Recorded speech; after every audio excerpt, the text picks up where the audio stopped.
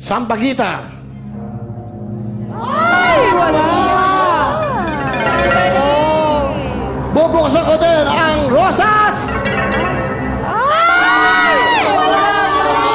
Buksan na natin ang ilang-ilang. Ayan na.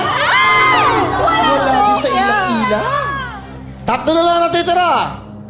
Meron tayong katuray at kampupot. Tingnan natin ang kampupot. Ayan na. Ay. Naku! Wala talaga. Wala pa rin. Katuray na lang at Dahlia. Magdesisyon kayong mabuti. Meron kayong 35,000 cash. Yan ang tawag ko sa iyo, Mang Fernan. Kahon, sir. Sigurado kayo? Sigurado po. Titignan natin.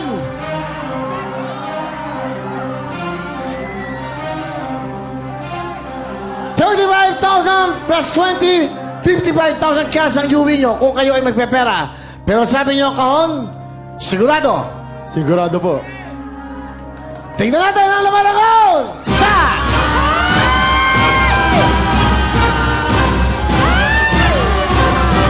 Dalawa!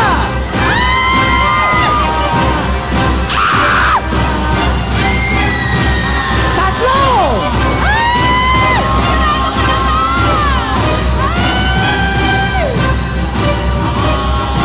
Apat! Mang Fernan, pera o kahon? Kahon. Sigurado kayo? Sigurado po. Sabi nyo kung 35,000 ang iibay. Isa na! Ayan na!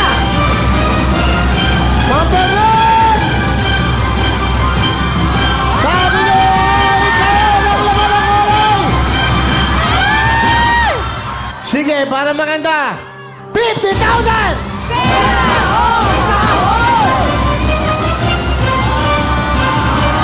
$50,000 plus 20,000! 70,000 na! Mang Fernan ang pera mo!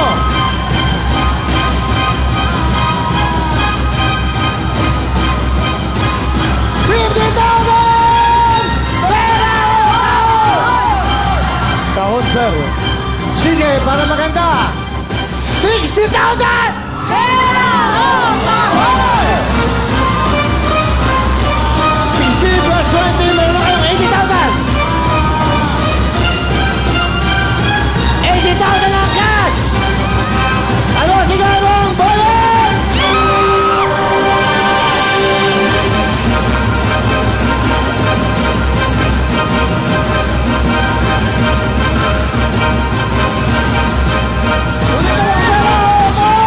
Kahon, sir. Bawal talaga! Pinagpalit nyo! Gusto ko maging masaya kayo sa pag-uwi nyo. Kompleto. Di ba? Ano nararamdaman nyo? Yun lang kasimple. Kayo?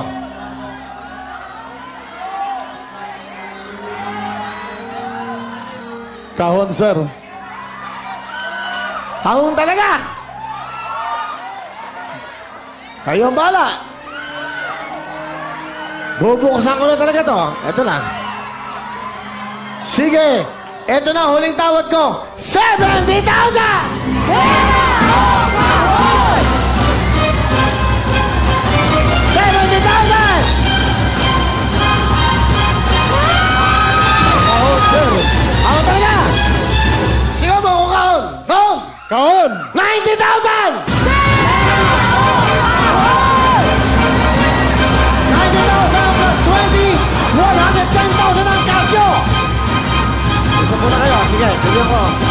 Pamilya kayo.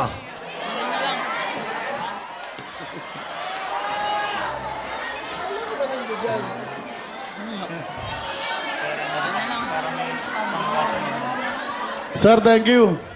Pera na daw po. Sigurado?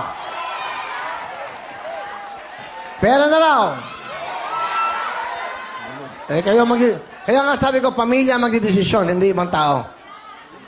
90,000! Pinagpalit sa laman ng kahon! Ay!